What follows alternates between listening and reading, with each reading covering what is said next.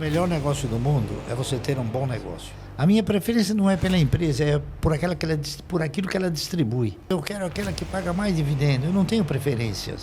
O que te põe dinheiro no bolso é o dividendo. O que importa numa carteira de renda mensal não é quanto ela vale, e sim quanto ela te proporciona de recursos.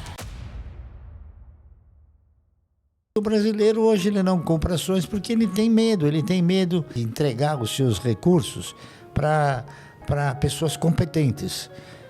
E aí ele prefere entregar seus recursos para pessoas incompetentes. Cultura de investimento é saber na mão de quem você coloca o seu dinheiro, né? O plano é uma estrutura organizada de maneira tal que você enxerga um objetivo final. É preciso que você tenha o quê? Que você tenha um elenco de fundamentos que possam te conduzir a você exercitar uma carteira de renda mensal. A minha visão principal é carteira de renda mensal, que eu faço isso desde 1971 e vou continuar fazendo, porque é a única trajetória capaz de te conduzir ao quê? A você ter um futuro estável, tá entendendo? Essa é a única trajetória, não existe outra.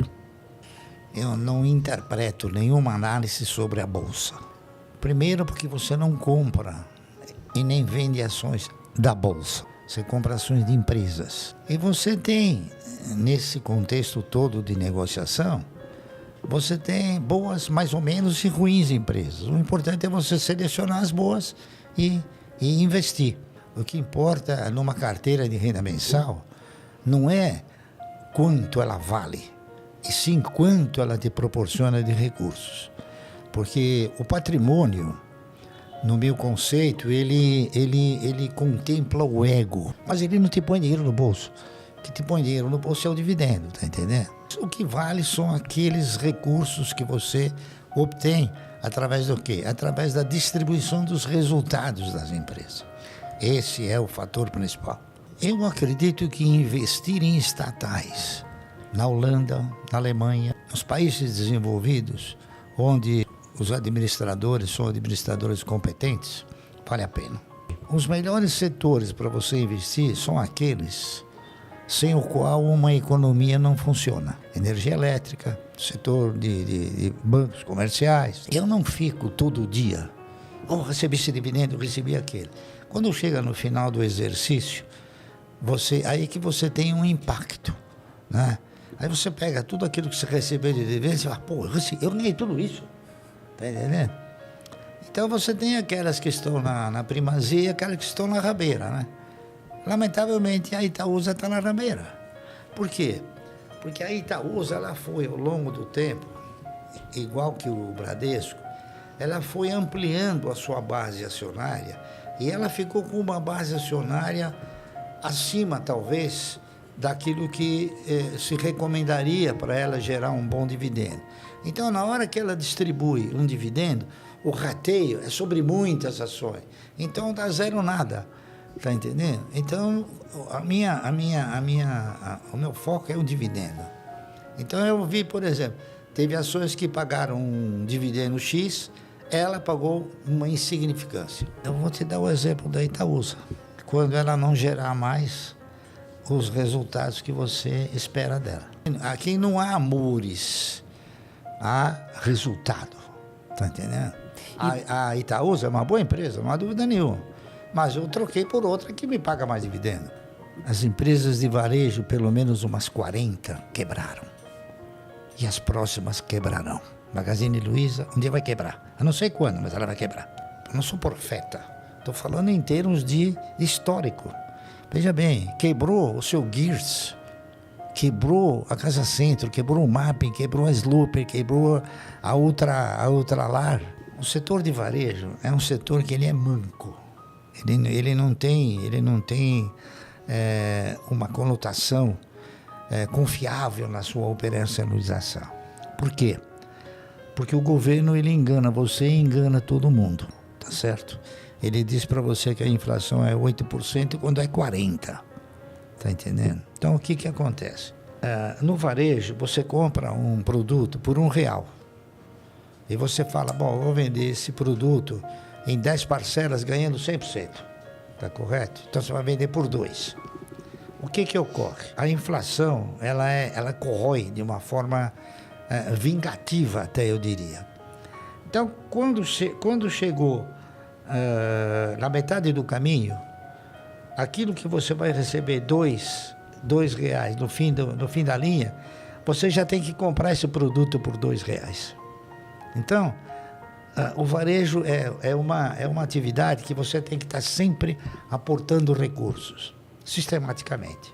É por isso que, na minha avaliação, ele não é um setor bom. Então, quem compra varejo é porque ele desconhece isso. Tem alguns outros varejos que são bons. A farmácia, por exemplo, bem administrada, é um negócio bom.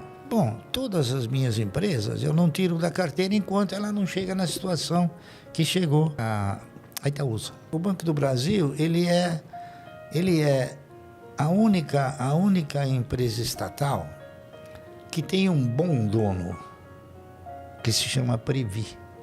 Tá entendendo? Porque ela também é uma empresa controlada pelo governo, né? O governo mas ela tem a Previ. E a Previ não são os políticos, são os ex-funcionários, entendeu? Então há uma preservação muito mais eficiente no caso do Banco do Brasil.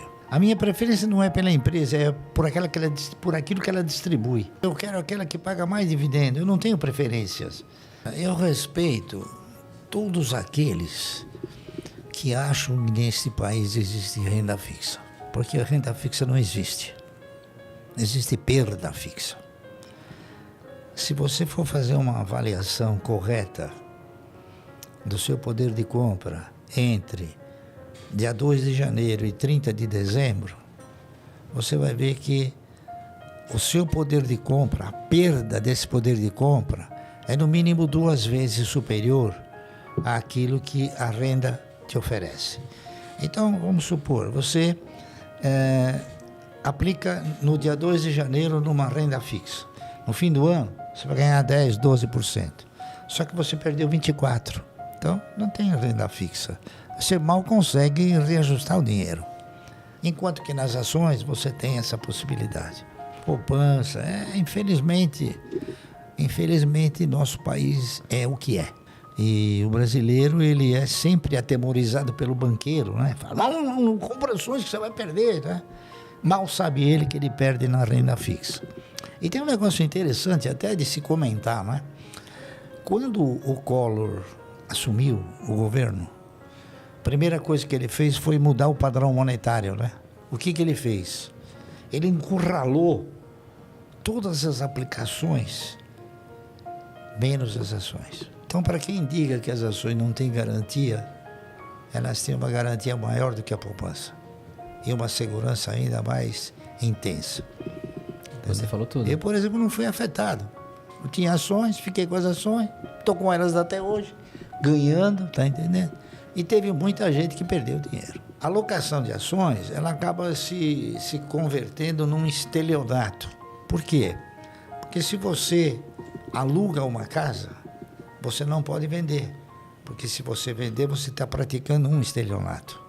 Se você aluga um veículo, você também não pode vender, senão você estará praticando um estelionato. Da mesma maneira que se você alugar um equipamento industrial ou um equipamento agrícola, você também não pode vender. Se você vender, você está praticando um estelionato. Então, por que você pode vender uma ação? Por quê?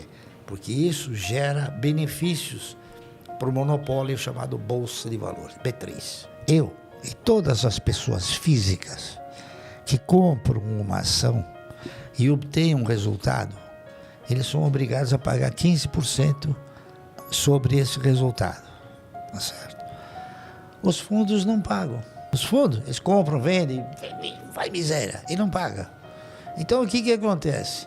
Os únicos que são os locadores de ações para vender no mercado são os fundos. Então, os fundos locam ações, vendem no mercado, produzem a baixa, recompram depois de baixo e não pagam nada. A bolsa, ela oscila, né? Mercado um pouco melhor, mercado um pouco pior. Ela oscila faturando 30 bilhões por dia. Eu aprecio bastante empresas que desenvolvem atividades que você paga sem consumir. Por exemplo, energia elétrica, você paga todo mês. Mas aí você fica 60 dias fora e não consome. Você chegou, a conta está lá. Então, você está pagando sem consumir. Seguro é a mesma coisa. Seguro, você faz um seguro e reza para que não haja um sinistro. Então você está pagando por uma coisa que você não deseja que aconteça. Então esse é o seguro e o resseguro. O Warren Buffett, por exemplo, ele é fanático por empresas de seguro. Por quê? Exatamente por causa desse detalhe, que é um bem que você paga sem consumir. A gente só procura desenvolver aplicações onde você vê o cifrão saindo, tá entendendo?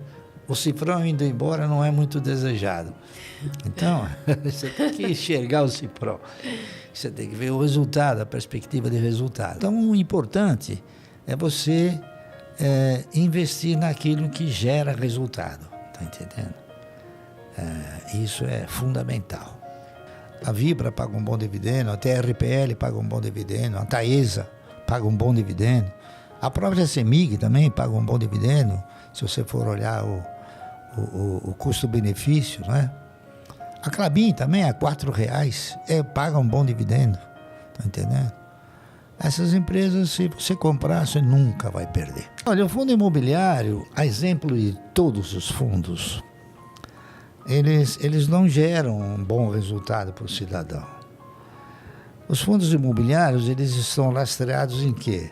Na locação de lajes, corporativas ou não. Então, de repente, a economia sofre um problema qualquer e as locações elas passam a diminuir ou então até a inexistir. Em 1971, quando eu resolvi criar uma carteira de renda mensal, eu pensei da seguinte forma: se eu quero ter uma carteira de renda mensal, eu tenho que ter uma remuneração mensal. Se porventura eu comprar ações de uma empresa que paga dividendo uma vez por ano, eu tenho que ter ações de 12 empresas que pagam uma vez por ano, porque são 12 salários, né? Se eu comprar ações de empresas que pagam um dividendo semestral, eu tenho que ter a metade, né? E esse, o princípio é esse. Então, essa foi a diretriz básica que nos levou a ter uma quantidade reduzida de ações, porque não há necessidade de você ter tudo.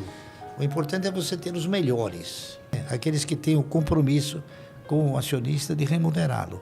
Na realidade, nenhum empresário pensa em remunerar bem o acionista. Todo empresário ele pensa em se remunerar bem. É você comprar aquilo que tem perspectiva de resultado. Não comprar fantasia e não comprar aquilo que não seja o óbvio. O brasileiro ele adora a fantasia e ele sempre desprezou o óbvio. Por isso que ele não ganha. Eu tenho uma carteira de ações e eu dou a recomendação baseado no quê? Baseado numa cultura, baseado em experiências e baseado numa postura também, né? De investidor. O Warren Buffett e eu, nós temos princípios distintos. O Warren Buffett, ele tem fundos. Ele gerencia os seus fundos no sentido de valorizá-los. Eu não compro fundo, não quero ter fundo. Por quê? Porque eu quero o dividendo.